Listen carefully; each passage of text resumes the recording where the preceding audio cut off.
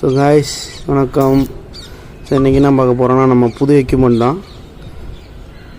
கருடா ஊசோக்கு பிராண்ட்லேருந்து Garuda 7 feet rod and casting reel வாங்கியிருக்கோம். பைட் கேஸ்டிங் ரீலு நம்மளோட புது ஆயுதம் இது.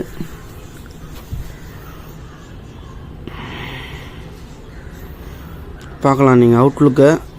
Very nice. ஸோ வெயிட்லெஸ்ஸு, நல்ல ஹேண்ட்லிங்க்கு நல்லாயிருக்கும் போல்.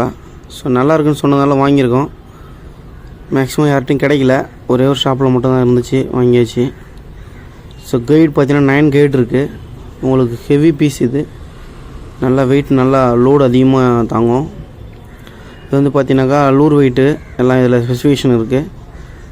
லூர் வெயிட் 15 கிராம் வரையும் லூர் வெயிட்டு. Action fast action. நமக்கு லைன் வெயிட் பார்த்தீங்கன்னா லைன் வந்து 15 LB to 30 LB கொடுத்துருக்காங்க. ஸோ நமக்கு வந்து நல்லா லோடு தாங்கும். அப்போது ஒரு 13 kg கிட்ட லோடு தாங்கும். Reel கேஸ்கிங் GT. ஸோ நமக்கு இதுவும் வந்து ஒரு 210 கிராம் இருக்குது ரீலு. இதோட ஸ்பெசிஃபிகேஷன் நல்லாயிருக்கு. 7.2:1 கியர் ரேஷியோ. ஸோ உங்களுக்கு நல்ல கேஸ்டிங் கிடைக்கும். ப்ளஸ்ஸு நல்லா சீக்கிரமாக இதை ரோல் பண்ணிடலாம். ரீல் பண்ணி உள்ள ஸ்பூலை ஏற்றிடலாம். ஒரு காம்பேக்டாக பிளாக் அண்ட் ரெட்டில் நல்லாயிருக்கு. மேக்னெட்டிக் தான் இதுவும். அரௌண்ட் ஒரு 8 மேக்னெட்டிக் இருக்குது போல் இதில். ஸோ நல்லாயிருக்கு. வெயிட்டு கொஞ்சம் 210 கிராம் வெயிட் கொஞ்சம் அதிகமாக தான் இருக்குது, இருந்தாலும் ஓகே. ஸோ பார்க்கலாம். புது எக்யூப்மெண்ட்னால நம்ம கொஞ்சம் ஆர்வகோலமாக இருக்குது.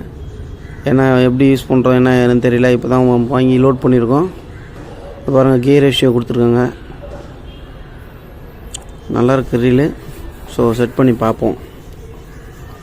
ராடு வந்து ரொம்ப வெயிட்லெஸ். 140 கிராம் அந்த மாதிரி தான் இருக்கும் போல். நல்லா ஹேண்ட்லிங்க்கு நல்லா பக்காவாக இருக்குது. ஸோ பார்க்கலாம்.